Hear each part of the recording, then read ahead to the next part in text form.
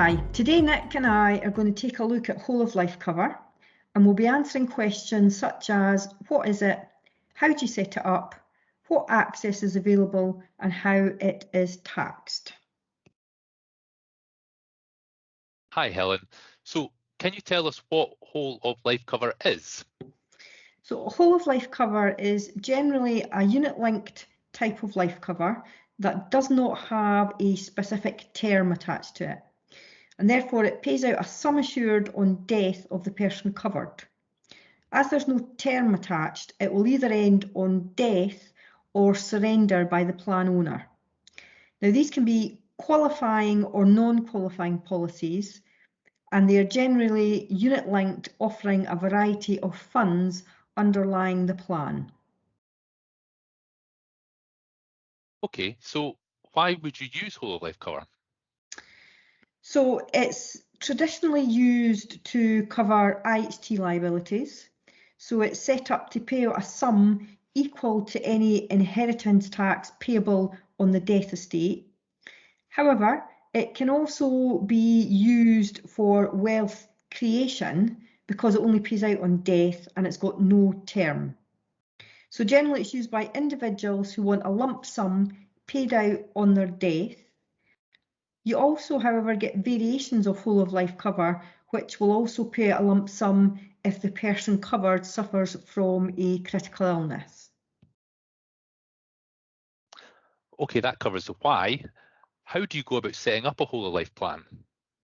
Well, you see many written on a joint life last survivor basis due to the fact that usually with a married couple or a couple in a civil partnership, the IHT liability arises on second death. However, it can also be set up on a single life basis, and the sum will pay out, as I say, when the person covered dies. There's generally got to be insurable interest between the plan owner and the person who's covered by the plan, and the sum covered is usually the value of the inheritance tax payable if it's to cover a death estate or a suitable sum for other reasons. And if the plan is written in trust, you ought to make sure that the premiums are covered by clients' exemptions, otherwise they may be subject to inheritance tax. Okay, talking about the premiums there, how are those calculated? So the person covered by the plan will be underwritten. So based on their health, actuarial calculations are carried out to work out the probability of the client dying. So basically, what is their life expectancy? And as these plans are unit linked, some of the premium goes to the cost of mortality, and then some of the premium is invested in the underlying funds.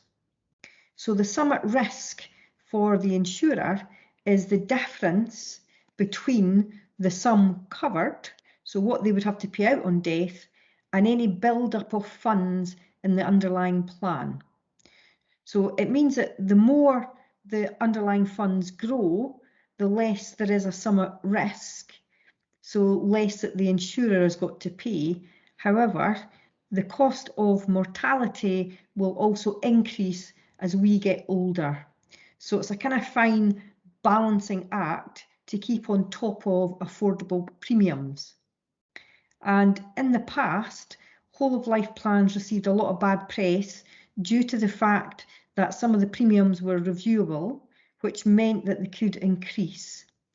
And generally, plans are reviewed at the 10-year point, and as the client gets older, that reduces to every 5 years, and then when they get to a certain age, it's reviewed every year. And at each review, the actuaries look at the underlying fund that's already been built up.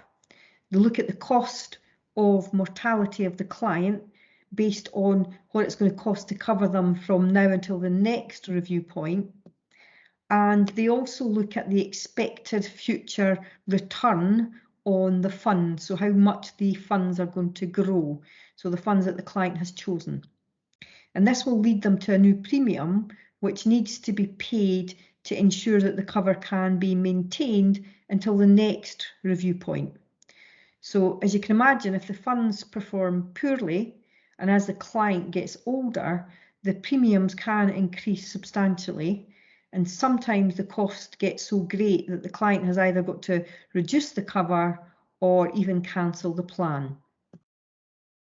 There are plans in the marketplace which offer guaranteed premiums throughout the lifetime of the client, but as you can imagine, Nick, these can be quite costly for the client. Yeah, very much so. So in the event of a successful claim, who has access to the sum assured payable? So the sum is payable on the death of the person that's covered, and it will be paid to the plan owner, which may be an individual, or it may be an executor if it's a single owned plan for single cover. But more often than not, the sum will be payable to trustees due to the fact that these life cover plans are used for IHT planning. And tax. So what tax is payable on death? So these plans are subject to the chargeable event regime. However, it will depend on whether the plan is a qualifying policy or a non-qualifying policy as to how they are taxed. So the sum insured is generally paid out free of tax. And if the client has got a qualifying policy, it means that there'll be no other tax to pay. However, under a non-qualifying policy, that will trigger a chargeable event. So if the plan is non-qualifying, the gain is worked out by comparing the premiums paid into the plan against the surrender value, and that's based on the day before death. So you do not use the sum insured to do this calculation. You are comparing the surrender value against the premiums paid. So if the surrender value is greater than the premiums paid, there will be a gain on the plan.